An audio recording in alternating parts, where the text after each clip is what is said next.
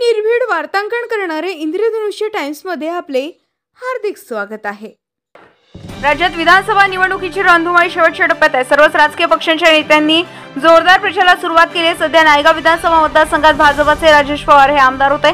नायगाव विधानसभा मतदारसंघ हा नांदेड लोकसभा मतदारसंघाचा एक भाग आहे। 2019च्या विधानसभा निवडणुकीत भाजप पक्षाचे उमेदवार राजेश पवार यांनी 1,17,750 मते मिळवून विजयी झाले होते। काँग्रेस पक्षाचे उमेदवार स्वर्गीय माजी खासदार वसंतराव बलवंतराव चव्हाण यांना दुसऱ्या क्रमांकाची मते मिळाली होती। तर 2014च्या विधानसभा निवडणुकीमध्ये काँग्रेस पक्षाचे उमेदवार स्वर्गीय वसंतराव बलवंतराव चव्हाण यांना 71,020 मते मिळवून विजयी झाले होते। भाजपचे उमेदवार राजेश संभाजी पवार यांना दुसऱ्या क्रमांकाची मते मिळाली होती। आज रोजी नायगाव विधानसभा मतदारसंघात त्रिशंकू लढत पाहायला मिळत आहे। आमदार राजेश पवार यांनी शेवटच्या 2 वर्षात कोट्यवधी रुपयांची निधी आणून विकास कामे करण्याचे प्रयत्न केले आहेत। मुस्लिम समाजातील महत्त्वाचा प्रश्न धर्माबाद रत्नाळी करखेली येथे मुस्लिम कब्रस्तानला संरक्षण भिंत बांधून कायमचा प्रश्न सोडवला।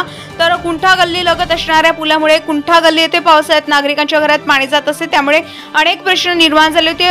सुविधा ओळखून कायमचा प्रश्न निकाली काढण्यासाठी संबंधित पूल नव्याने बांधून मुस्लिम बांधवांना होणारी गैरसोय कायमची सोडवल्यामुळे मुस्लिम समाजातील बहुसंख्य तरुण आज खुलेआम सांगत आहे की यावेळेला आम्ही राजेश पवार साहेबांना मतदान करणार आहोत। कहो दिल से राजेश पवार फिर से अशी चर्चा मुस्लिम बहुल परिसरामध्ये होताना दिसत आहे। बहुसंख्य मुस्लिम समाज हा नेहमीच काँग्रेस पक्षाची वोट बँक राहिली आहे। यावेळेस मात्र मुस्लिम वोट बँकेला सुरुंग लागताना दिसत आहे। आज रोजी तर काँग्रेस पक्षाची ढिसाळ नियोजन दिसत आहे। ज्या व्यक्तींना जनाधार नाही तसेच व्यक्ती नियोजन करणारे व्यस्त दिसत आहे।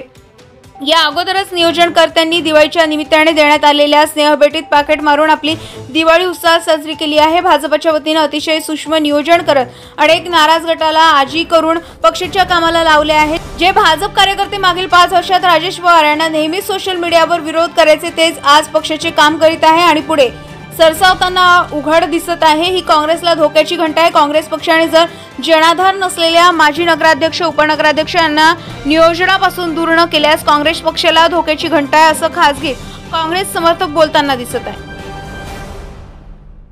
इंद्रधनुष्य टाइम्स न्यूज चॅनलला सबस्क्राइब करून बातमीला लाईक कमेंट शेअर करून नियमित पाहत रहा। सत्य निर्भीड वार्तांकन करणारे इंद्रधनुष्य टाइम्स।